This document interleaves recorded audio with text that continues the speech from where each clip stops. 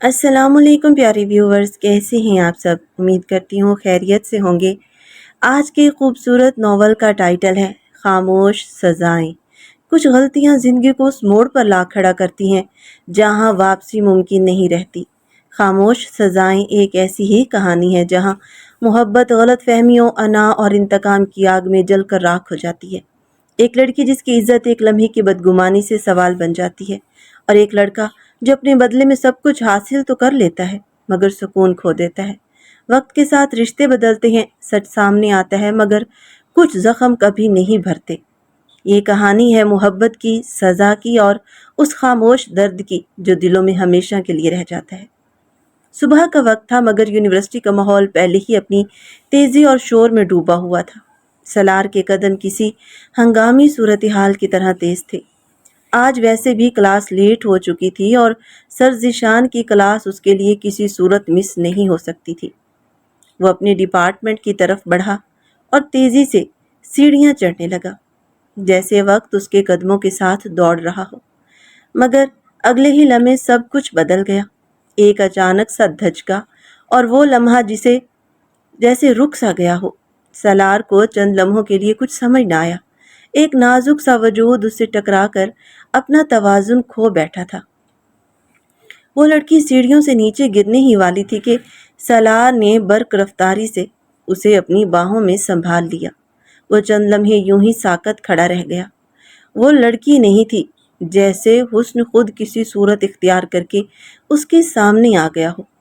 بے حد خوبصورت چہرہ، آنکھوں میں گہرا کالا کاجل جو اس کے تاثرات کو اور بھی نمایاں کر رہا تھا، اور گلابی آنکھیں جیسے کسی نازک احساس کی عکاسی کر رہی ہوں۔ لیکن اگلے ہی لمحے وہ خود کو سنبھال چکی تھی۔ تیزی سے اس کی باہوں سے نکل کر سیڑھی پر کھڑی ہوئی اور غصے سے اسے دیکھنے لگی۔ بدتمیز، بے غیرت، بے شرم، تم لوگوں کو ذرا بھی شرم نہیں آتی؟ اس کی آواز میں غصہ تھا۔ سالار ایک پل کو گنگ رہ گیا۔ یہ سب اتنا اچانک ہوا تھا کہ وہ ابھی تک اس لمحے سے نکل ہی نہیں پایا تھا۔ آئی ایم سوری، یہ سب اتفاق سے ہوا ہے۔ میرا مطلب، وہ ابھی بات مکمل بھی نہ کر پایا تھا کہ لڑکی نے انگلی اٹھا کر اس کی بات کاٹ دی۔ میں سب جانتی ہوں، تم لڑکوں کے ایسے ہتھ کنڈوں کو۔ لڑکی دیکھتے ہی تم لوگوں کی نیت بدل جاتی ہے۔ سالار نے سنجیدگی سے کہا، محترمہ، آپ کو غلط فہمی ہوئی ہے۔ یہ واقعی ایک حادثہ تھا۔ مگر وہ سننے کے لیے تیار نہیں تھی۔ اس نے غصے سے اپنی کتابیں اٹھائیں اور سیڑھیوں سے نیچے اترتی ہوئی وہاں سے چلی گئی، اور سالار وہیں کھڑا اسے جاتا ہوا دیکھتا رہ گیا۔ جتنی وہ خوبصورت تھی اتنی ہی تیز ترار لگ رہی تھی۔ بہرحال سالار سیڑھیاں پھلانگتا ہوا اپنی کلاس میں چلا گیا۔ سالار کا BBA کے آخری سیمسٹر تھا، اور وہ لڑکی یونیورسٹی میں ابھی نئی ہی آئی تھی۔ سالار کی دوسری ملاقات عائشہ سے کینٹین میں ہوئی تھی۔ سالار اپنے دوستوں کے ساتھ ٹیبل پر بیٹھا تھا، باتیں کر رہا تھا، ساتھ میں برگر اور کولڈ ڈرنک سے بھی لطف اندوز ہو رہا تھا، جب عائشہ اپنی دوستوں کے ساتھ اس کے پیچھے والی ٹیبل پر جا کر بیٹھ گئی۔ یہ بھی ایک محض اتفاق تھا کہ عائشہ کی کرسی سالار کی کرسی کے بالکل پیچھے تھی۔ دونوں کی کرسیوں کی پشتیں آپس میں ملی ہوئی تھیں، لیکن سالار اس بات سے انجان تھا۔ وہ اپنی باتوں میں مصروف تھا۔ اس کا دوست اسے کسی شادی کا قصہ سنا رہا تھا، اور تمام دوست بھی ہنس ہنس کر لوٹ پوٹ ہوئے جا رہے تھے۔ عائشہ اپنی کرسی سے ٹیک لگائے ہوئے تھی جب اچانک اسے لگا کہ کسی کے ہاتھ اس کے گلے تک پہنچے ہیں۔ وہ تو ایک اچھمبے کی طرح اٹھی۔ جیسے ہی اس نے اپنے گلے پر کسی کی انگلیوں کو پھرتے ہوئے دیکھا تو وہ فوراً گھبرا کر کھڑی ہو گئی۔ پچھلی ٹیبل پر بیٹھے ہوئے لوگوں کی ہنسی کو بھی بریک لگ گئی تھی۔ اس کی کرسی کی پشت کے ساتھ سالار کی کرسی کی پشت ملی ہوئی تھی، اور سالار بھی کھڑا ہو چکا تھا۔ یہ بھی ایک محض اتفاق تھا کہ ہنستے ہنستے اس نے ہاتھ اپنی کرسی کی پشت پر پیچھے کی جانب کیے تھے تاکہ ہاتھ سیدھے کر کے انگڑائی لے سکے۔ لیکن اچانک اس کا ہاتھ عائشہ کے گلے تک جا پہنچا تھا۔ وہ انگلیوں سے یہ احساس کر رہا تھا کہ پیچھے کرسی پر کیا چیز ہے، لیکن جب تک اسے احساس ہوا اس نے فوراً اپنا ہاتھ کھینچنا چاہا، تب تک عائشہ اس کا ہاتھ جھٹک چکی تھی۔ وہ اپنی جگہ پر کھڑا ہو گیا۔ پیچھے پلٹ کر دیکھا تو وہی لڑکی اسے گھور رہی تھی جس سے چند روز پہلے سیڑھیوں میں ملاقات ہوئی تھی۔ اس سے پہلے کہ وہ سوری کہتا، ایک زوردار تھپڑ عائشہ نے اس کے منہ پر مارا تھا۔ پوری کینٹین میں خاموشی چھا گئی تھی۔ سب کی نظر یا تو عائشہ پر تھی یا پھر سالار پر۔ سالار کا گال بری طرح سے دہک رہا تھا۔ وہ کہنے لگی، تمہاری ہمت کیسے ہوئی میرے ساتھ اس قسم کی بدتمیزی کرنے کی؟ سالار نے کوئی جواب نہیں دیا، حالانکہ جو کچھ ہوا تھا محض ایک اور اتفاق تھا، لیکن اس لڑکی نے تو اس کی بات تک سننے کی زحمت نہیں کی تھی۔ پہلے بھی ایسے ہی ہوا تھا اور اب بھی اس نے بنا سوچے سمجھے اس کے منہ پر تھپڑ دے مارا تھا۔ وہاں موجود سب اسٹوڈنٹ سالار کو عجیب نظروں سے دیکھنے لگے، لیکن عائشہ خاموش نہیں ہوئی تھی۔ وہ کہنے لگی، اگر آئندہ تم نے میرے ساتھ ایسی کوئی بھی گھٹیا حرکت کی تو میں تمہاری شکایت پرنسپل کو لگا دوں گی۔ اس کے دوست تو سالار کی خاموشی پر حیران تھے۔ سب جانتے تھے کہ سالار اس قسم کا لڑکا نہیں ہے اور نہ ہی اس نے جان بوجھ کر ایسا کچھ کیا ہے۔ اس لڑکی نے تو کچھ سنا ہی نہیں اور تھپڑ مار کر اسے برا بھلا کہہ دیا۔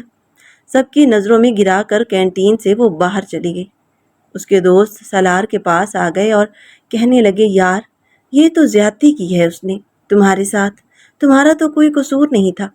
سالار نے کوئی جواب نہیں دیا، غصے سے اپنی کتابیں ٹیبل سے پکڑیں اور کینٹین سے باہر چلا گیا، بلکہ کینٹین سے کیا، یونیورسٹی سے ہی باہر چلا گیا۔ وہ رف ڈرائیو کرتے ہوئے اپنے گھر پہنچا تھا۔ بنگلے کے باہر اس نے ہارن پر جیسے ہاتھ دھر لیا تھا۔ جلدی سے چوکیدار نے دروازہ کھولا تو اس نے تیزی سے گاڑی پورچ میں لگائی اور گاڑی سے اتر کر لان سے ہوتا ہوا اوپر کے زرینے چڑھ گیا تھا۔ سائمہ بیگم اسے آوازیں دیتی رہ گئیں، پوچھتی رہ گئیں، سالار تم اتنی جلدی یونیورسٹی سے کیوں آ گئے ہو؟ سالار نے انہیں کوئی جواب نہیں دیا۔ اپنے کمرے میں آ کر اس نے کتابیں بیڈ پر پٹکی تھیں اور خود بھی بیڈ پر بیٹھ گیا تھا۔ سامنے ڈریسنگ ٹیبل کے شیشے میں جب اس کی نظر اپنے چہرے پر پڑی تو 5 انگلیوں کے نشان اس کے گال پر چھپ گئے تھے۔ آج تک کبھی کسی لڑکی کی اتنی ہمت نہیں ہوئی تھی کہ کوئی اس کے منہ پر یوں تھپڑ دے مارے، وہ بھی بنا کسی وجہ اور قصور کے۔ جو کچھ بھی ہوا تھا وہ محض اتفاق ہی تھا۔ وہ نہیں جانتا تھا کہ اس کا ہاتھ پیچھے کس لڑکی کے گلے میں جا کر ٹکرائے گا۔ بات خاموشی سے بھی طے ہو سکتی تھی۔ وہ اس سے سوری کر لیتا، معذرت کرنے کو بھی تیار تھا، لیکن اس لڑکی نے تو موقع ہی نہیں دیا۔ اسے سب کے سامنے ذلیل کر کے رکھ دیا تھا اور یہ ذلت سالار سے برداشت نہیں ہو رہی تھی۔ اس کا جی چاہ رہا تھا کہ عائشہ کو کہیں بھی منہ دکھانے کے قابل نہ چھوڑے، اور پھر اس نے عائشہ کے ساتھ جو کیا وہ… سالار سکندر ایک امیر خاندان کا چشم و چراغ تھا، اکلوتا بھی تھا اور اپنی ہر بات منواتا بھی تھا۔ جب یونیورسٹی میں اس کا ایڈمیشن ہوا تھا تبھی اس نے اپنی چچا زاد کے لیے اپنے والد سے رشتے کی بات کرنے کے لیے کہا تھا۔ پاکیزہ اس کی چچا زاد تھی، دونوں ایک دوسرے کو پسند کرتے تھے، لیکن چچا پاکیزہ کی شادی اپنے سالے کے بیٹے سے کرنا چاہتے تھے جو کہ کینیڈا میں رہتا تھا۔ لیکن جب یہ بات سالار کو پتہ چلی تو اس نے سکندر صاحب سے صاف کہہ دیا کہ وہ پاکیزہ کو بہت پسند کرتا ہے اور شادی بھی اسی سے کرے گا۔ سکندر صاحب نے کہا کہ تمہارے چچا کبھی بھی اس رشتے کے لیے منظوری نہیں دیں گے، لیکن سالار کی ضد بڑھتی چلی گئی۔ سکندر صاحب نے اسے بہت سمجھانے کی کوشش کی، لیکن سالار کا فیصلہ اٹل ہی رہا۔ جب سکندر صاحب نے اپنے بھائی سے سالار کے لیے رشتے کی بات کی تو وہی ہوا جس کا ان کو ڈر تھا۔ ان کی طرف سے صاف انکار ہو گیا تھا، لیکن جب انکار کا پتہ سالار کو لگا تو وہ آپے سے باہر ہو گیا۔ سالار نے کہا کہ اگر میں شادی کروں گا تو صرف پاکیزہ سے۔ یہ کہتا ہوا وہ اپنے چچا کے گھر چلا گیا۔ سکندر صاحب جانتے تھے کہ اگر ان کا بھائی کبھی بھی یہ رشتہ منظور نہیں کرے گا، لیکن سالار نے وہاں جا کر ہنگامہ شروع کر دیا تھا۔ اس کے چچا کہنے لگے، تم ہوتے کون ہو اس طرح بدتمیزی کرنے والے؟ وہ کہنے لگا، پاکیزہ کو بلا لیں، اس سے پوچھیں کہ کیا وہ مجھے پسند نہیں کرتی؟ اگر اس نے انکار کر دیا تو چچا میں خاموشی سے یہاں سے چلا جاؤں گا، لیکن اگر وہ بھی مجھے پسند کرتی ہے تو پھر آپ کو بیچ میں دیوار نہیں بننا چاہیے۔ وہ جانتا تھا کہ پاکیزہ بھی اس کی محبت کا دم بھرتی ہے۔ اس کے چچا نے غصے سے پاکیزہ کو پکارا تھا۔ وہ ڈری سہمی سیڑھیاں اترتی ہوئی نیچے آئی۔ نیچے لگے تماشے کی آوازیں اسے اپنے کمرے میں بھی سنائی دے رہی تھیں۔ سالار کو دیکھ کر اس نے نظریں چرائیں اور اپنے باپ کے پاس کھڑی ہو گئی۔ اس کے والد نے پوچھا، بتاؤ پاکیزہ، کیا تم سلار کو پسند کرتی ہو؟ اس نے اس بات میں سر ہلا دیا۔ وہ کہنے لگی، جی بابا جانی، میں سلار سے محبت کرتی ہوں۔ یہ سن کر اس کے چچا کو بہت غصہ آیا تھا۔ اس سے پہلے کہ وہ پاکیزہ کو تھپڑ مارتے، سلار نے آگے بڑھ کر ان کا ہاتھ پکڑ لیا۔ وہ کہنے لگا، چچا، اب آپ کو اعتراض نہیں ہونا چاہیے۔ اس کے چچا نے کہا، میں ایک شرط پر ہی پاکیزہ سے تمہارا رشتہ طے کروں گا، جب تم مجھے کچھ بن کر دکھاؤ گے، کیونکہ سلار پڑھائی میں شروع سے ہی لاپرواہ سا تھا۔ اس کے بعد سلار نے خوب محنت کرنا شروع کر دی اور سب سیمسٹروں میں اس کے اچھے نمبر آئے تھے۔ اس کا چچا بھی اس سے بے حد خوش تھا۔ پچھلے دنوں اس کا نکاح پاکیزہ سے ہو چکا تھا۔ ارادہ یہی تھا کہ جیسے ہی وہ اپنے باپ کا آفس سنبھال لے گا اور سنجیدگی سے اپنے بزنس پر توجہ دے گا، تب رخصتی بھی کر دی جائے گی۔ لیکن اچانک سے عائشہ ایک ضد بن کر اس کی زندگی میں آ چکی تھی۔ اس لڑکی کے تھپڑ نے تو جیسے سلار پر کوئی جنون سا سوار کر دیا تھا۔ وہ چاہتا تھا کہ اس سے ایسا بدلہ لے کہ وہ کہیں منہ دکھانے کے قابل ہی نہ رہے، لیکن اگر وہ اسے زبردستی اغوا کرتا یا اس کے ساتھ کچھ بھی غلط کرتا تو یقیناً پکڑا جاتا۔ وہ لڑکی اس کے خلاف گواہی دینے میں ایک منٹ بھی نہ لگاتی۔ اپنے والد کی نظر میں تو وہ برا بنتا ہی نہیں، لیکن چچا شاید پاکیزہ کا رشتہ بھی اس سے توڑ دیتے۔ پاکیزہ اس کی محبت تھی اور اس کا عشق تھا، اور پاکیزہ کے بغیر تو وہ جی نہیں سکتا تھا۔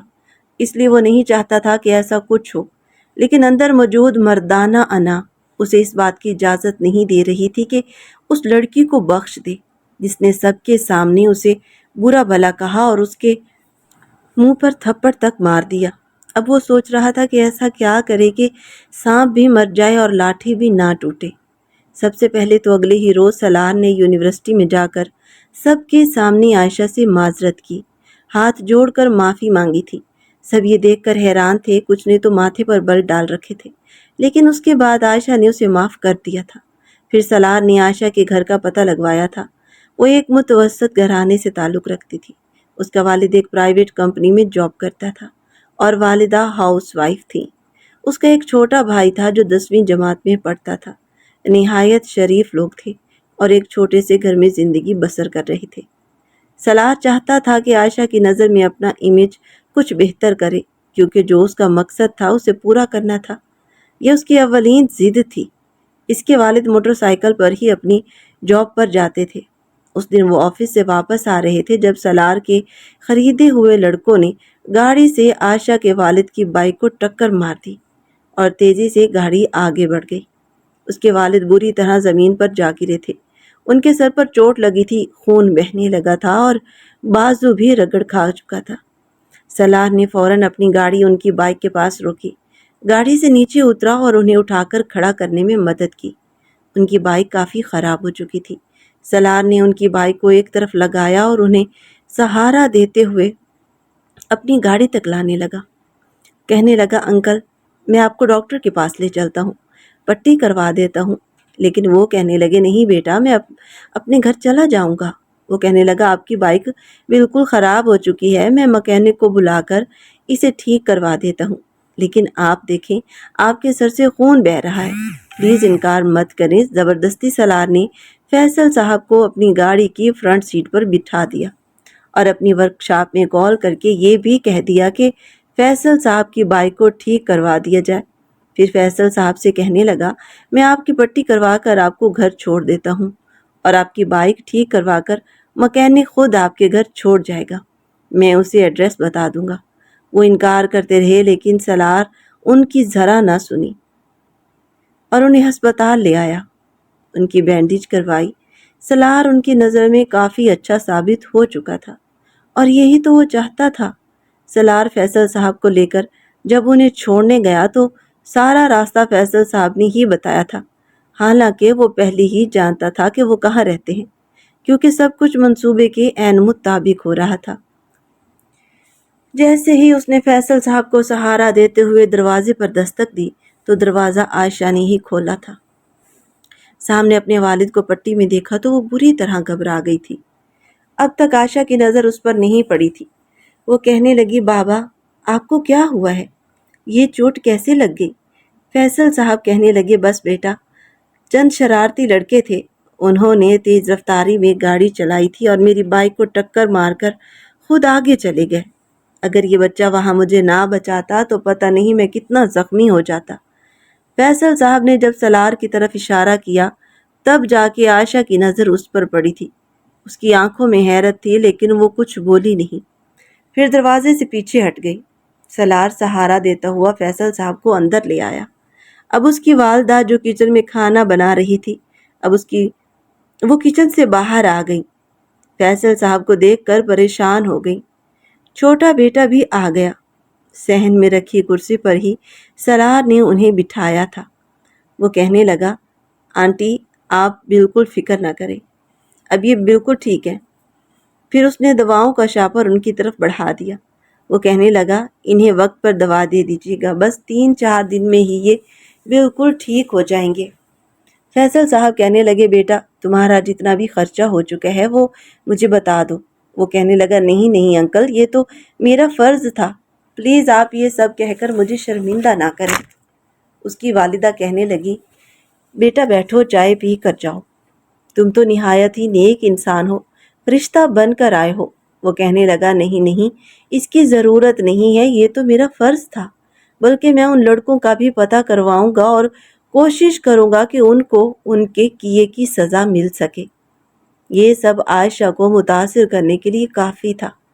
उसकी वालिदा ने उसे सलार के लिए चाय बनाने को कहा, लेकिन वो रुका नहीं, चला गया। उसके वालिद भी उसकी बहुत तारीफ कर रहे थे। अगले रोज़ जब आयशा यूनिवर्सिटी गई तो सलार को देखकर पहली बार खुद उसके पास आई थी। वो अपनों दोस्तों के साथ खड़ा हुआ था। वो जानता था कि वो आएगी, लेकिन जानबूझकर उसे नज़रअंदाज किया था, जैसे कि वो उसकी आमद से बेखबर हो। वो उसके पास आई और कहने लगी, आपका बहुत बहुत शुक्रिया। सलार ने चौंक कर उसे देखा और कहने लगा, किस बात के लिए? वो कहने लगी, आपने मेरे वालिद के साथ जो नेकी की है, मैं आपकी एहसानमंद हो चुकी हूँ। मैंने वाकई आपके बारे में गलत अंदाज़ा लगाया था, आप बुरे लड़के नहीं हैं। बड़ी कमीनगी से वो मुस्कुराया था, क्योंकि उसका तीर बिल्कुल निशाने पर जाकर लगा था। आयशा प्लीज़, ये मेरा फ़र्ज़ था। हाँ, इस बात का शुक्रिया ज़रूर अदा करूँगा कि आपने मेरे बारे में जो गलत अंदाज़े लगाए थे वो ख़त्म हो गए। बहरहाल वो आपके दिमाग से निकल चुके हैं। फिर भी मेरी कोई भी ज़रूरत हो तो प्लीज़ मुझे ज़रूर बताइएगा।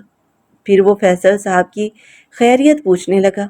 अब उसका रवैया काफ़ी हद तक सलार के लिए बदल चुका था।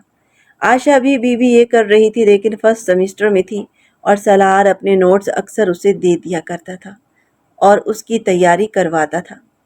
तुम्हारे नंबर अच्छे आएंगे, सलार कहने लगा। आयशा ने कहा, हाँ मेहनत तो की है, अब आगे अल्लाह ही बेहतर जाने। अब आहिस्ता आहिस्ता उनमें बेतकल्लुफ़ी बढ़ने लगी थी और बेतकल्लुफ़ी अब इस हद तक बढ़ चुकी थी कि वो कैंटीन में साथ खाते पीते नज़र आते थे। वो आयशा की बहुत तारीफ़ करता था, कहता था, तुम बहुत इंटेलिजेंट हो, ज़रूर कुछ बनोगी। 6 माह में आयशा उससे मोहब्बत करने लगी थी। जब सलार के पेपर ख़त्म हो गए, आखिरी पेपर वाले दिन आयशा बहुत रो रही थी। सलार उसका हाथ पकड़कर उसे चुप करवाने की कोशिश कर रहा था। वो कहने लगा, क्यों रो रही हो? वो कहने लगी, तुम्हारे बगैर मुझे ये यूनिवर्सिटी खाने को दौड़ेगी। सलार कहने लगा, ये बस चंद लम्हों की बात है। जैसे ही मैं अपने वालिद का बिजनेस संभाल लूँगा तो सबसे पहले तुम्हारा रिश्ता मांग लूँगा। ये सुनकर आयशा अपना हाथ उसके हाथ से खींचना चाहा था, लेकिन उसने काफ़ी मजबूती से उसका हाथ पकड़ कर रखा था। वो शर्माई शर्माई सी उसके सामने बैठी थी और वो यकटक उसे देखे जा रहा था, दिल ही दिल में उस पर मुस्कुरा भी रहा था। ये वही लड़की है जिसने अपनी शराफत के झंडे गाड़े थे और आज वही लड़की उसकी मोहब्बत का दम भर रही थी। वो कहने लगा, मैं भी तुम्हारे बगैर नहीं रह सकता, इसलिए हम कभी कभी रेस्टोरेंट में खाना ज़रूर खाया करेंगे। फिर आयशा से कहने लगा, तुम आया करोगी ना? वो शर्माई शर्माई इस बात में सर हिला गई। एक बार सलार ने उसे एक होटल के रेस्टोरेंट में बुलाया। उस दिन आयशा ने अपने घर यही बताया था कि वो यूनिवर्सिटी के बाद अपने दोस्त के घर जाएगी। اس لیے وہ 7 بجے ہی واپس آئے گی۔ اس کی والدہ نے اجازت دے دی کیونکہ انہیں اپنی بیٹی پر بھروسہ تھا۔ وہ سیدھا اس ہوٹل پہنچ گئی، وہاں کے ریسٹورینٹ میں کھانا کھایا، پھر سالار اسے اسی ہوٹل کے کمرے میں لے گیا۔ کمرے میں جاتے ہوئے وہ بے حد گھبرا رہی تھی۔ کہنے لگی، سالار تم مجھے کمرے میں کیوں لے آئے ہو؟ وہ کہنے لگا، یہ بھی کوئی پوچھنے والی بات ہے؟ دیکھو نا، میں تم سے محبت کرتا ہوں اور تم مجھ سے، پھر شادی بھی تو ہم نے ایک دوسرے سے کرنی ہے۔ 1 مہینے بعد تمہیں دیکھ رہا ہوں، تمہیں اندازہ نہیں ہے کہ 1 مہینے میں نے کیسے گزارا ہے۔ آہستہ آہستہ سالار کا لہجہ خمار آلود ہونے لگا تھا۔ وہ ہاتھ سے پکڑ کر عائشہ کو بیڈ پر لے گیا۔ عائشہ کہنے لگی، سالار دیکھو، ایسا کچھ نہیں کرو، میں ایسا کچھ نہیں کر سکتی، مجھے گھر جانا ہے۔ تو وہ کہنے لگا، کیا تمہیں مجھ پر بھروسہ نہیں؟ تمہیں لگتا ہے کہ میں تمہیں دھوکہ دے دوں گا؟ وہ جانتا تھا کہ وہ اس کی محبت میں پوری کی پوری ڈوب چکی ہے۔ وہ کہنے لگی، نہیں، بات یہ نہیں ہے، لیکن یہ سب گناہ ہے۔ وہ کہنے لگا، دیکھو، محبت میں سب کچھ جائز ہوتا ہے، اس لیے کچھ بھی غلط نہیں ہوتا، کچھ بھی ناجائز نہیں ہے۔ دیکھو، مجھے آج اپنے آپ سے دور مت کرو، تم نہیں جانتی میں 1 مہینے سے تمہاری قربت کے لیے پاگل ہو رہا ہوں۔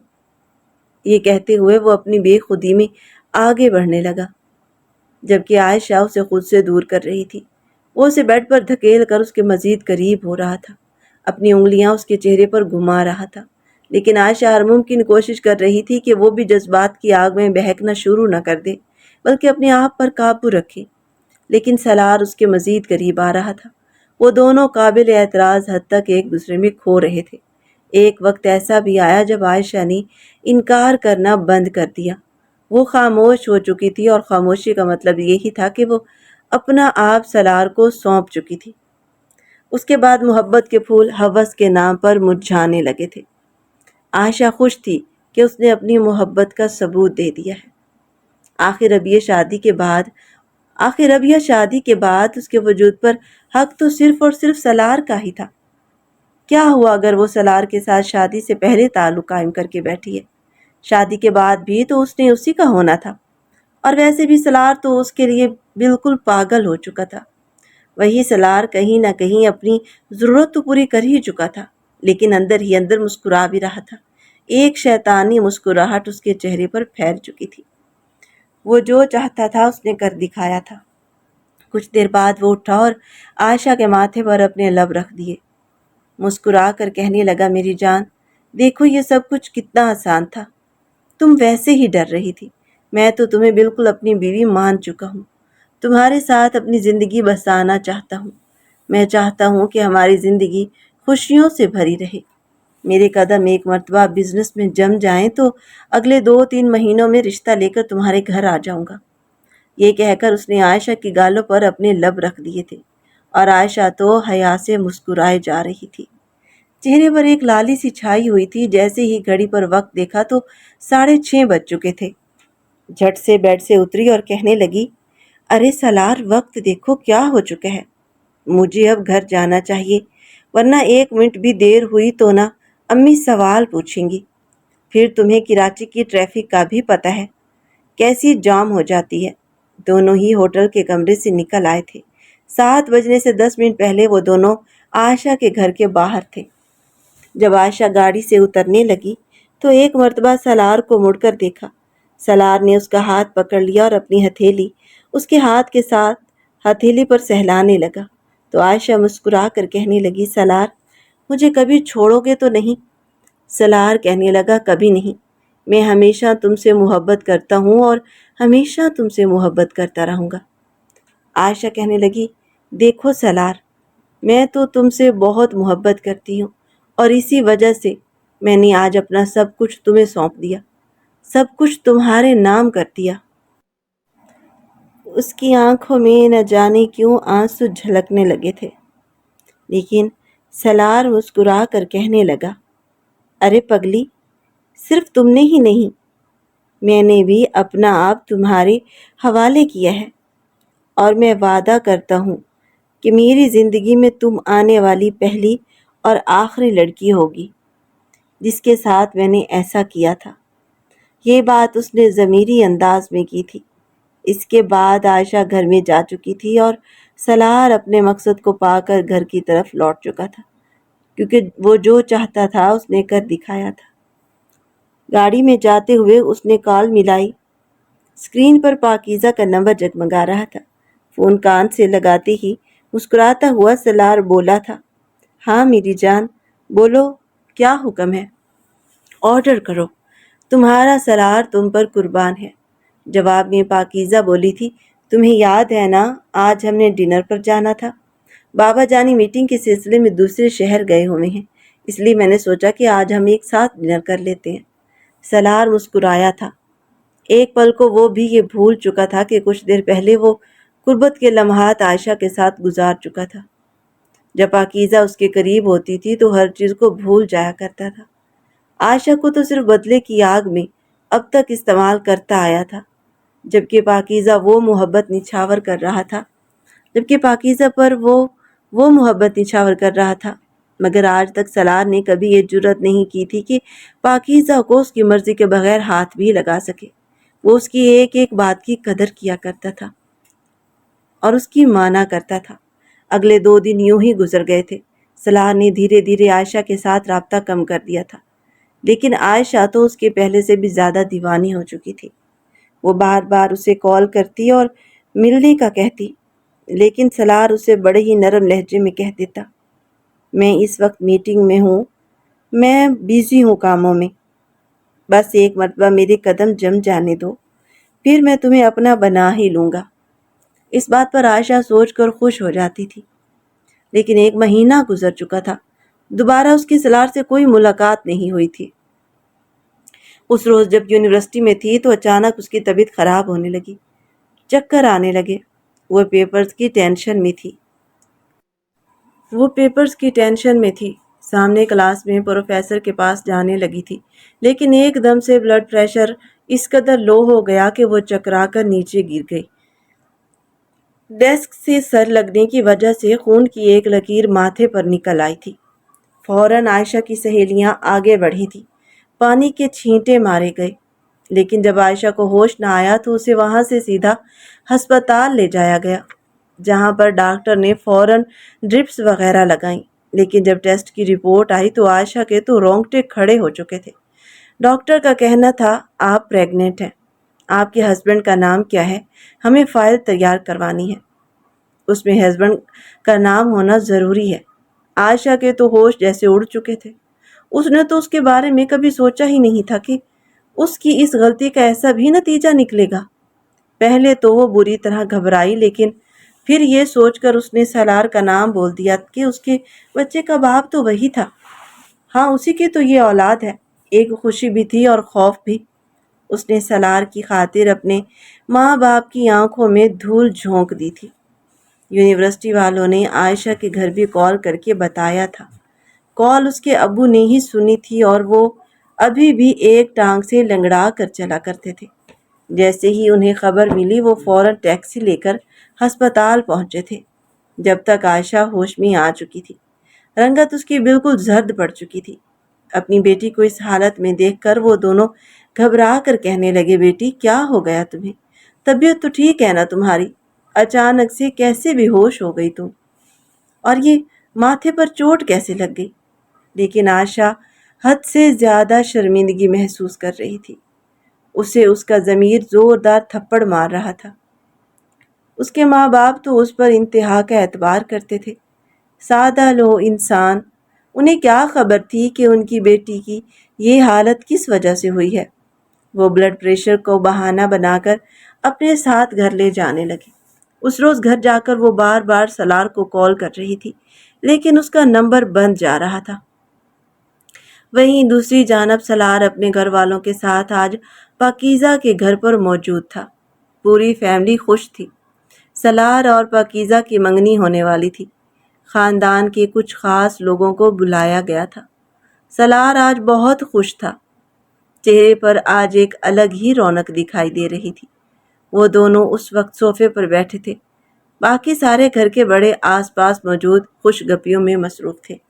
سلار مسکرا کر پاکیزہ سے کہہ رہا تھا، دیکھا، میں نہ کہتا تھا کہ تمہیں اپنا بنا لوں گا، تمہاری خاطر میں آج ایک کامیاب شخص بن چکا ہوں، اور تمہیں پانے کے بعد دیکھنا میں مزید کتنا کامیاب ہو جاؤں گا۔ پاکیزہ بھی مسکرا کر اس کے کندھے پر سر رکھ چکی تھی۔ ہاں بالکل، میں تمہیں سب کی نظروں میں اس قدر باعزت بنا دوں گی کہ میرے بابا کو تم سے جتنی بھی نفرت یا گلے شکوے ہیں وہ سب دور ہو جائیں گے۔ ابھی وہ بات کر ہی رہے تھے کہ فون پر رنگ ٹون بجنے کی آواز آئی۔ جب سالار نے دیکھا تو اسکرین پر عائشہ کا نمبر جگمگا رہا تھا۔ اگلے ہی پل ناپسندیدگی سے اس کے چہرے پر چھا گئی۔ یہ 20ویں مرتبہ تھا کہ وہ اس کی کال کو کاٹ رہا تھا۔ پاکیزہ کہنے لگی، کون بار بار کال کر رہا ہے؟ ایک مرتبہ اٹھا کر سن تو لو، پتہ چلے کہ کوئی ضروری کام تو نہیں ہے۔ لیکن سالار کہنے لگا، نہیں کوئی ضروری کام نہیں ہے، دوست بار بار تنگ کر رہے ہیں۔ اگلے ایک ہفتے تک سالار کا عائشہ سے کوئی خاص رابطہ نہیں ہوا تھا۔ بار بار میسج کر کے عائشہ یہی کہتی، میں تم سے ریسٹورنٹ میں ملنا چاہتی ہوں، مجھے تم سے ضروری بات کرنی ہے، جبکہ سالار اسے مکمل طور پر نظر انداز کر رہا تھا۔ اس روز جب عائشہ اس کے آفس پہنچ گئی تو سالار کی تو جان کے لالے پڑ چکے تھے۔ وہ بازو سے عائشہ کو دبوچ کر کہہ رہا تھا، یہ کیا طریقہ ہے؟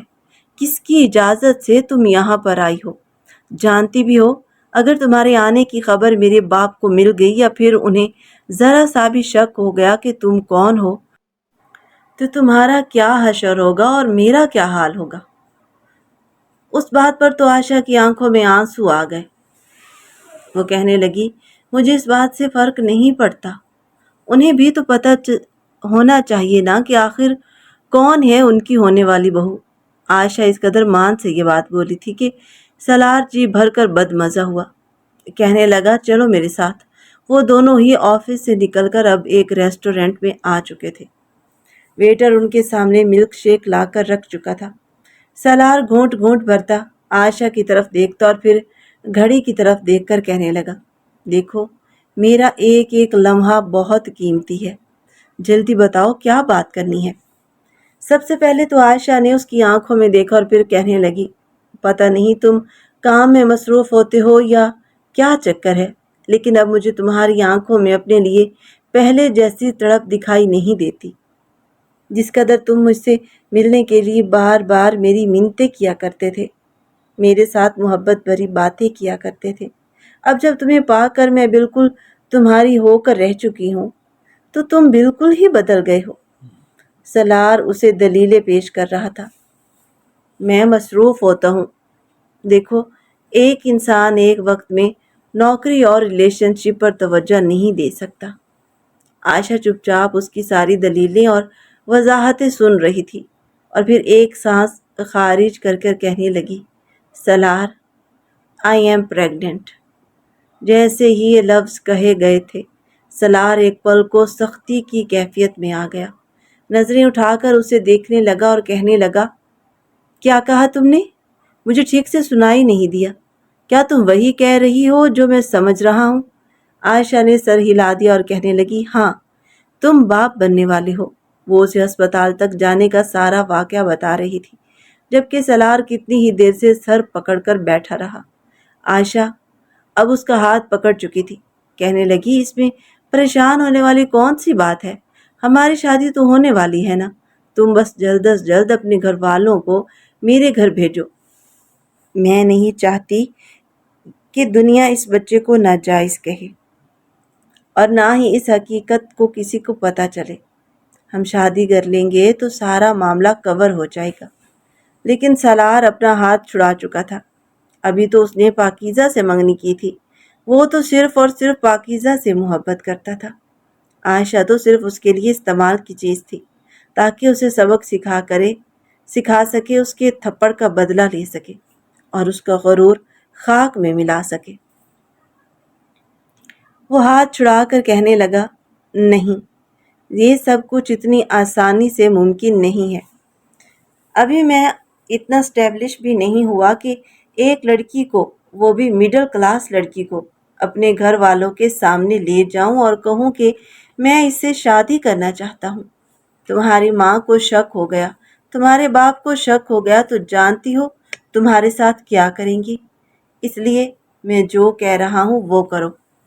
اتنا کہہ کر سلار اسے ساتھ لے آیا اور بار بار سمجھاتا رہا کہ شادی کرنے میں اسے ابھی مزید 2-3 مہینے لگ سکتے ہیں اور تب تک یہ پریگنینسی مزید واضح ہو جائے گی، تم سب کی نظروں میں آ جاؤ گی، اسی لیے ہمیں اس کے لیے بہتر قدم اٹھانا چاہیے۔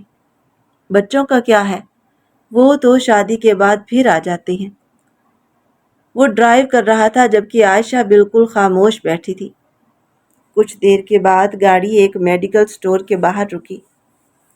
کچھ 2 منٹ بعد جب سلار واپس آیا تو اس کے ہاتھ میں ایک دوا تھی۔ اس نے اپنے ہاتھوں سے دوا نکال کر گولی عائشہ کو کھانے کے لیے دی۔ عائشہ اپنی آنکھوں میں آنسو لیے سلار کو دیکھ رہی تھی۔ ایک ہاتھ اس نے اپنے پیٹ پر رکھا ہوا تھا۔ وہ کہہ رہی تھی، سلار پلیز ایک مرتبہ سوچ لو، یہ ننھی سی جان کا قتل ہے۔ لیکن سلار اپنے ہاتھوں سے اس کے منہ میں دوا ڈال چکا تھا اور پانی بھی پلا چکا تھا۔ پھر اسے اس کے گھر کے باہر چھوڑ کر اپنے گھر کی طرف چلا گیا۔ ساری رات عائشہ نے روتے ہوئے گزار دی۔ اس کے دل و دماغ میں خطرے کی گھنٹیاں بجنے لگی تھی۔ اب تک تقریباً 2 ماہ سے وہ خود ہی سلار سے باتیں کرنے میں کوشش کرتی تھی۔ اگر وہ کال کرتی تو سلار کال اٹھا لیتا، ورنہ سلار نے تو گویا اس سے کوئی رشتہ ہی ختم کر دیا تھا۔ اس لیے 1 ہفتے تک عائشہ نے سلار کو نہ کال کی تو سلار نے بھی عائشہ سے کوئی رابطہ نہیں کیا۔ یہ سوچ سوچ کر عائشہ کا دل ڈوبنے لگ جاتا تھا کہ سلار بھی باقی لڑکوں کی طرح اسے دھوکہ دے چکا ہے۔ ایک روز جب وہ اکیڈمی سے پیپرز کی تیاری کر کے رکشے میں بیٹھ کر واپس گھر جا رہی تھی تو اسے ایک جانب مال سے باہر نکلتے ہوئے سلار نظر آیا، جس کے ساتھ ایک لڑکی تھی۔ دونوں نے ایک دوسرے کا ہاتھ پکڑا ہوا تھا۔ عائشہ نے رکشہ رکوا دیا اور فوراً ان کے پیچھے آ گئی۔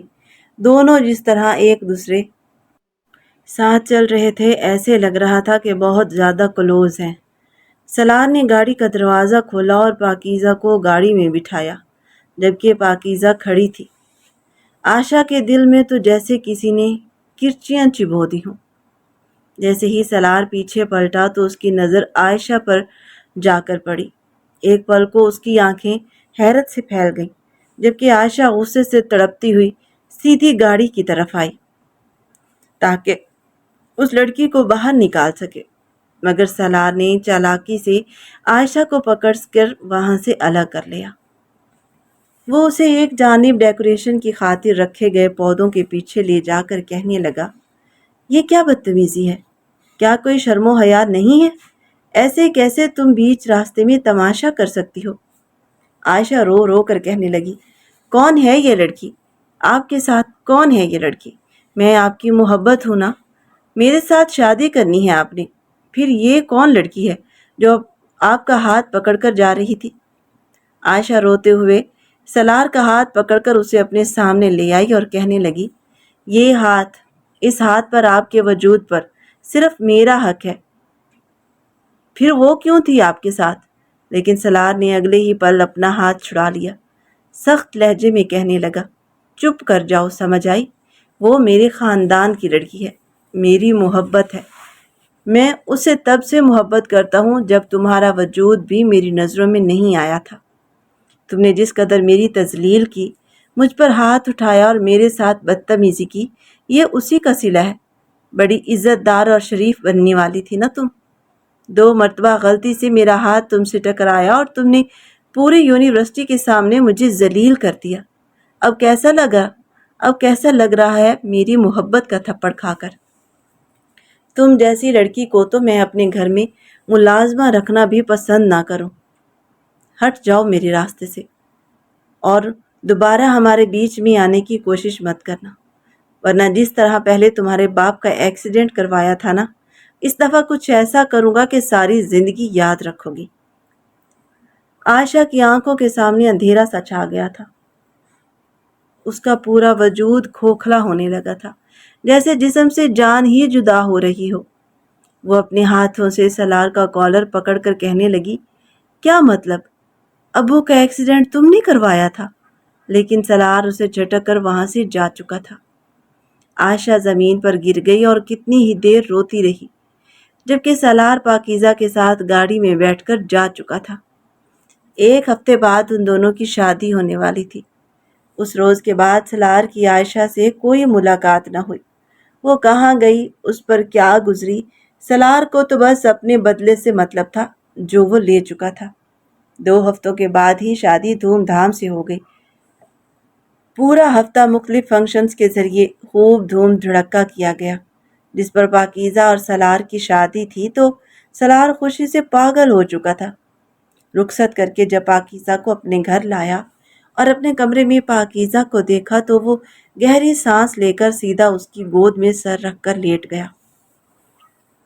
پاکیزہ اس کے بالوں میں ہاتھ پھیر رہی تھی اور مسکرا رہی تھی۔ سالار ہنس کر کہہ رہا تھا، تم نہیں جانتی اس وقت کے لیے میں نے کتنا انتظار کیا ہے۔ اب دیکھنا میں تمہیں کس قدر خوشیاں دوں گا۔ تمہیں اپنے گھر کی، اپنے دل کی، اپنی جاگیر کی رانی بنا کر رکھوں گا۔ یوں ہی زندگی آگے بڑھنے لگی تھی۔ دونوں بے حد خوش تھے۔ گھر والے بھی بچوں کی خوشی دیکھ کر ان کی خوشی میں راضی تھے۔ اگلے ہی ہفتے دونوں ورلڈ ٹور پر نکل گئے۔ گھوم پھر کر واپس آئے تو شادی کو 5 مہینے گزر چکے تھے۔ جب سالار کی ماں نے پاکیزہ سے کہا، بیٹا یہ گھومنا پھرنا سب تو وقت کے ساتھ چلتا ہی رہتا ہے، لیکن اب کچھ ہم بوڑھوں کی طرف بھی دھیان دے دو۔ پاکیزہ بات سمجھ نہ پائی، لیکن سالار کی ماں کہنے لگی، بیٹا اب ہمیں بھی کوئی خوشخبری سنا دو، ہم بھی کوئی چھوٹے سالار اور پاکیزہ کو گود میں اٹھا کر کھیلیں، تم لوگوں کے بچپن کی یادیں تازہ کریں۔ اس بات پر پاکیزہ مسکرا چکی تھی۔ شرم سے اٹھ کر اپنے کمرے میں چلی گئی۔ سالار سے اس بارے میں ذکر کیا تو وہ بھی مسکرا اٹھا۔ ہمیں بھی بچوں کی بے حد خواہش ہے، میں چاہتا ہوں پہلے میری بیٹی ہو پھر بیٹا۔ پاکیزہ اس بات پر شرم سے اپنا چہرہ ہاتھوں میں چھپا چکی تھی، لیکن 1 سال گزر جانے کے باوجود بھی ان کے ہاں خوشخبری نہیں آئی تھی۔ یہاں تک کہ ایک وقت ایسا بھی آیا جب سالار کی ماں کہنے لگی، بیٹا تم لوگوں کو ایک گائناکالوجسٹ کے پاس جانا چاہیے۔ میں یہ نہیں کہتی کہ تمہیں مسئلہ ہے یا پاکیزہ میں، لیکن بعض مرتبہ صورتحال ایسی ہو جاتی ہے کہ کچھ سمجھ نہیں آتا۔ پہلے سالار نے صاف انکار کر دیا، لیکن پھر جب وقت بڑھتا چلا گیا تو دونوں ڈاکٹر کے پاس جانے لگے۔ تمام ٹیسٹ رپورٹس کی گئیں، جس میں یہ بات آئی کہ پاکیزہ میں کچھ مسائل موجود ہیں، جن کا بروقت علاج کیا جائے تو اس پر قابو پایا جا سکتا ہے۔ پاکیزہ بہت روئی، بہت پریشان ہوئی، لیکن سالار اسے سنبھالے ہوئے تھا۔ وہ کہتا تھا، میں ہمیشہ تمہارے ساتھ ہوں۔ ضروری تو نہیں کہ اولاد ہو تو ہی انسان کی زندگی مکمل ہوتی ہے۔ میرے لیے تم ہو اور تمہارے لیے میں۔ لیکن جیسے جیسے وقت گزرتا گیا، خاندان والوں کی باتیں شروع ہو گئیں کہ ضرور پاکیزہ میں کوئی نہ کوئی خرابی ہے، جس کی وجہ سے ابھی تک اولاد نہیں ہوئی۔ اب تو اس کی سانس کے بھی طنز شروع ہو گئے تھے۔ یہ باتیں سن سن کر پاکیزہ ڈپریشن کا شکار ہونے لگی۔ شادی کو 5 سال گزر چکے تھے، لیکن ابھی تک اولاد کی خوشخبری نہیں ملی تھی۔ اب تو سالار بھی جب اپنے دوستوں کے بچوں کو دیکھتا تو اندر ہی اندر ایک تڑپ سی پیدا ہونے لگتی۔ ایک مرتبہ بھی اسے خیال نہیں آیا کہ اس نے جو کچھ عائشہ کے ساتھ کیا تھا، یہ سب اس کی سزا بھی تو ہو سکتی ہے۔ ڈاکٹر کے پاس چیک اپ کروانے کے بعد ایک امید کے ساتھ جب دونوں ڈاکٹر کے سامنے بیٹھے تھے تو ڈاکٹر ایک مرتبہ پھر یہ کہہ رہی تھی، ابھی تک ہمیں کوئی مثبت صورتحال نظر نہیں آ رہی۔ اگر سچ بتائیں تو ان کا کیس صرف مشکل ہی نہیں، بہت زیادہ مشکل ہے۔ صرف 10% چانس ہے ان کے ماں بننے کے، ورنہ ایک طرح سے یہ بالکل بانجھ ہی ہے۔ پاکیزہ کا دل بے حد گھبرا چکا تھا، لیکن سالار پھر بھی اسے سنبھالے ہوئے تھا۔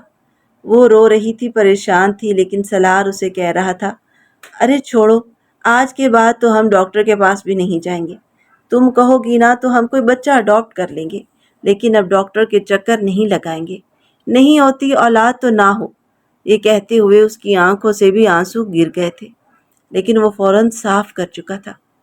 پاکیزہ کا دل بہلانے کی خاطر وہ اسے مال میں لے آیا۔ ابھی وہ مال میں داخل ہوا تھا کہ ارد گرد کی رنگینیاں دیکھ رہا تھا، جب سالار سے ایک بچہ آ کر ٹکرایا۔ بچے کی عمر یہی کوئی 4.5 سال یا 5 سال کے درمیان تھی۔ ہاتھ میں کھلونے کے لیے کوئی نظم گا رہا تھا اور سلار سے ٹکرا گیا۔ کھلونے ہاتھ سے چھوٹ کر گر گئے۔ شکایتی نظروں سے وہ سلار کو دیکھ کر کہنے لگا، میرا کھلونا آپ نے توڑ دیا، میں ماما کو جا کر بتاتا ہوں۔ اتنا کہہ کر وہ روتے ہوئے وہاں سے بھاگا تو سلار اس بچے کو اتنی معصومیت سے جاتا دیکھ کر جیسے اس پر دل ہار چکا تھا، فرش پر گرے کھلونے اٹھائے اور اس کے پیچھے جانے لگا۔ اس کے منہ سے نکلا، بیٹا کھلونا ٹوٹا نہیں ہے، دیکھو یہ صحیح سلامت ہے۔ وہ لوگوں کے بیچ راستہ بناتے ہوئے آگے بڑھا۔ وہ بچہ ایک عورت کی ٹانگ سے جا کر لپٹا تھا اور وہ عورت بچے کے سر پر ہاتھ پھیر کر کہہ رہی تھی، مصطفیٰ کہاں چلے گئے تھے تم؟ جانتے بھی ہو میرا دل کس قدر ڈوب گیا تھا، آئندہ مجھے بتا کر جایا کرو۔ سلار کے قدم وہیں رک گئے کیونکہ سامنے کوئی اور نہیں بلکہ عائشہ کھڑی تھی اور یہ بچہ اسی کے ساتھ لپٹا ہوا تھا۔ بچے نے سلار کی طرف اشارہ کر کے کہا، انکل نے میرا کھلونا توڑ دیا، یہ مجھ سے ٹکرا گئے۔ عائشہ نے جب نظریں اٹھا کر دیکھا تو دونوں کی آنکھیں مل گئیں، ایک پل کو فضا جیسے جم سی گئی ہو۔ اتنے سالوں بعد عائشہ کو اپنے سامنے دیکھ کر سلار بالکل ساکت ہو گیا۔ مصطفیٰ خود آگے بڑھا اور سلار کے ہاتھ سے کھلونا چھین کر واپس اپنی ماں کے پاس چلا گیا۔ سلار نے ایک نظر اس بچے کو دیکھا جس کی آنکھیں بالکل اس جیسی تھی، غصے میں آتا تو بالکل سلار جیسا لگتا تھا۔ وہ چلتا ہوا پھر اس کے پاس آیا اور کہنے لگا، یہ بچہ کون ہے؟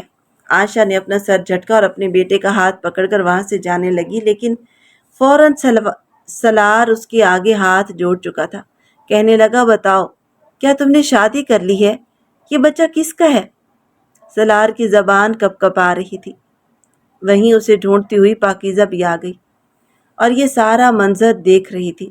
عائشہ نے آنکھوں میں انتہائی شدت اور نفرت اور غصہ لیے دیکھا، پھر کہنے لگی، یہ وہی بچہ ہے جس کو مارنے کی خاطر تم نے مجھے دوائی کھلائی تھی، مگر میں تمہاری طرح پتھر دل نہیں ہوں مسٹر سلار۔ اس سے زیادہ کچھ کہے بغیر وہ اپنے بچے کا ہاتھ پکڑ کر جانے لگی، لیکن سب لوگوں کے سامنے سلار اس کے قدموں میں بیٹھ چکا تھا، پھوٹ پھوٹ کر رونے لگا۔ ایک پل کو اس کی ساری زندگی کسی فلم کی طرح اس کے سامنے چل چکی تھی۔ اب تک اس کے ساتھ جو کچھ ہو رہا تھا وہ اسی لیے ہو رہا تھا کیونکہ اس نے عائشہ کے ساتھ برا کیا تھا، اور دوا تو سلار نے دی تھی، لیکن عائشہ نے وہ دوا باہر نکال دی تھی۔ یہ سلار کا ہی بچہ تھا، اس نے شادی نہیں کی تھی بلکہ پڑھائی مکمل کرنے کے بعد ایک اچھی کمپنی میں جاب کر لی تھی۔ وہ اپنے گھر اور خاندان والوں سے دور الگ رہ رہی تھی کیونکہ جب اس کی ماں کو اس کی پریگنینسی کا علم ہوا تو انہوں نے اسے بچہ گرانے کا کہا تھا، لیکن وہ سب سے لا تعلق ہو کر اپنے بچے کے ساتھ الگ زندگی گزار رہی تھی۔ سلار ہاتھ جوڑ کر زندگی مانگ رہا تھا، اس بچے کو اپنے سینے سے لگا کر رو رہا تھا، جبکہ وہ بچہ بار بار خود کو اس سے دور کر کے کہہ رہا تھا، ماما یہ کون ہے؟ عائشہ دور کھڑی یہ منظر دیکھ رہی تھی۔ سلار عائشہ اور پاکیزہ دونوں کو لے کر ریسٹورنٹ میں آیا۔ رو رو کر اس نے ساری حقیقت بتا دی۔ پاکیزہ خاموشی سے روتی رہی، اسے دھوکے کی امید نہیں تھی۔ سلار بار بار یہی کہہ رہا تھا، مجھے معاف کر دو عائشہ، یہ بچہ میرا ہے، اسے میرے حوالے کر دو، میں اسے اپنا نام دوں گا، میں اسے اپنے ساتھ رکھوں گا۔ لیکن عائشہ نے فوراً اپنے بچے کو پیچھے چھپا لیا اور غصے اور درد سے بولی، ہرگز نہیں، اس پر تمہارا کوئی حق نہیں، یہ صرف میرا ہے، صرف میری اولاد ہے، میں تم پر اور تمہارے پیسے پر تھوکتی ہوں۔ اتنا کہہ کر وہ اپنے بچے کو لے کر وہاں سے جا چکی تھی۔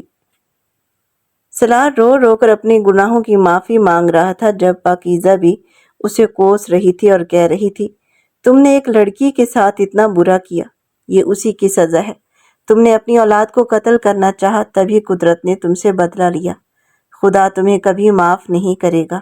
اگر تم اپنی غلطی سدھارنا چاہتے ہو تو یہی بہتر ہے کہ عائشہ کو اس کا حق دو، اس سے نکاح کرو اور اسے گھر میں لے آؤ۔ پاکیزہ کے الفاظ سلار کو گھبرانے پر مجبور کر چکے تھے۔ وہ کہنے لگا، نہیں نہیں پاکیزہ، میری بیوی صرف اور صرف تم ہو، لیکن پاکیزہ اپنا ہاتھ چھڑا چکی تھی۔ نہیں، اس سب میں عائشہ کا کیا قصور تھا؟ میں تبھی تمہارے ساتھ رہوں گی اگر تم عائشہ کو اس گھر میں بیاہ کر لاؤ گے اور اپنی اس بچے کو اپنا نام دو گے، سمجھے تم سالار؟ سالار اور پاکیزہ دونوں عائشہ کے پاس گئے۔ جب پاکیزہ نے روتے ہوئے اس کے سامنے خود کہا، تم سالار سے نکاح کر لو، میں وعدہ کرتی ہوں کہ تمہیں اس گھر میں تمہارا حق دلواؤں گی، شاید اسی طرح میری سونی گود بھی بھر جائے اور اللہ تعالی ہم سے راضی ہو جائے۔ تمہارا بیٹا اس گھر کا بڑا بیٹا کہلائے گا۔ جو زیادتی تمہارے ساتھ ہوئی ہے ہم اس پر شرمندہ ہیں۔ یہ تو عائشہ بھی چاہتی تھی کہ اس کے بچے کو سالار کا نام ملے، چنانچہ سالار اور عائشہ کا نکاح ہو چکا تھا۔ مصطفیٰ جو اب تک سوال کرتا آیا تھا کہ میرا پاپا کہاں ہے، مجھ سے کب ملیں گے، عائشہ اسے طرح طرح کے بہانے بنا کر ٹال دیا کرتی تھی۔ اپنا باپ پا کر مصطفیٰ بہت خوش تھا اور سالار بھی اس کی ہر ضد اور ہر خواہش پوری کر رہا تھا۔ کہیں نہ کہیں پاکیزہ کے دل میں یہ حسرت تو تھی کہ کاش وہ بھی ماں بن سکتی، لیکن اس کے گھر آنے کے بعد عائشہ کو بھی برابر کے حقوق مل چکے تھے۔ مصطفیٰ کو دیکھ کر بے ساختہ سالار کا رویہ عائشہ کے ساتھ بہتر ہونے لگا تھا اور عائشہ کے لیے اس کے دل میں محبت بھی بڑھنے لگی، لیکن عائشہ سالار کے ساتھ ایک حد تک ہی رہتی تھی۔ 1 سال بعد پاکیزہ کی گود میں بھی پہلا بچہ آ چکا تھا۔ وہ دن ان کی زندگی کا سب سے حسین دن تھا، مگر جو اہمیت مصطفیٰ کی تھی وہ مصطفیٰ کی ہی تھی۔ بھلے ہی پاکیزہ اور عائشہ آپس میں سوتنی تھیں، لیکن ان کے درمیان روایتی سوتنوں والا کوئی دستور قائم نہ ہوا، بلکہ وہ محبت سے ایک دوسرے کے ساتھ مل جل کر ہنسی خوشی رہنے لگی۔ ہاں، البتہ عائشہ نے اپنے کمرے کی دہلیز سالار کو پار کرنے کی اجازت نہیں دی۔ وقت گزرتا گیا مگر کچھ زخم وقت کے ساتھ بھی نہیں بھرتے۔ ادھر عائشہ نے اپنے بچے کے ساتھ زندگی دوبارہ سنبھال لی تھی۔ وہ اکیلی تھی مگر مضبوط۔ مصطفیٰ اب بھی بار بار اپنے پاپا کے بارے میں سوال کرتا، مگر عائشہ ہر بار اسے محبت سے ٹال دیتی یا کوئی نرم سا بہانہ بنا دیتی۔ سالار کی زندگی بھی بدل چکی تھی۔ وہ بظاہر سب کچھ پا چکا تھا مگر اندر سے ہمیشہ ایک خالی پن میں جکڑا رہا۔ پاکیزہ اس کے ساتھ عائشہ کو مکمل طور پر مصطفیٰ کے لیے وقف کر دیا تھا۔ وہ اس کی ماں بھی تو تھی اور اس کا باپ بھی، مگر راتوں کو جب سب سو جاتے تو کہیں نہ کہیں اس کے دل میں وہ پرانا زخم پھر سے جاگ اٹھتا۔ سالار نے کئی بار دور سے عائشہ کو دیکھنے کی کوشش کی مگر کبھی ہمت نہ ہوئی کہ آگے بڑھ سکے۔ وہ جان چکا تھا کہ کچھ غلطیاں صرف معافی سے ٹھیک نہیں ہوتی، کچھ سزائیں پوری زندگی ساتھ چلتی ہیں، اور یوں وقت نے ان تینوں کی زندگیوں کو ایک ایسی لکیر پر لا کھڑا کیا تھا جہاں محبت بھی تھی، سزا بھی تھی اور خاموشی بھی۔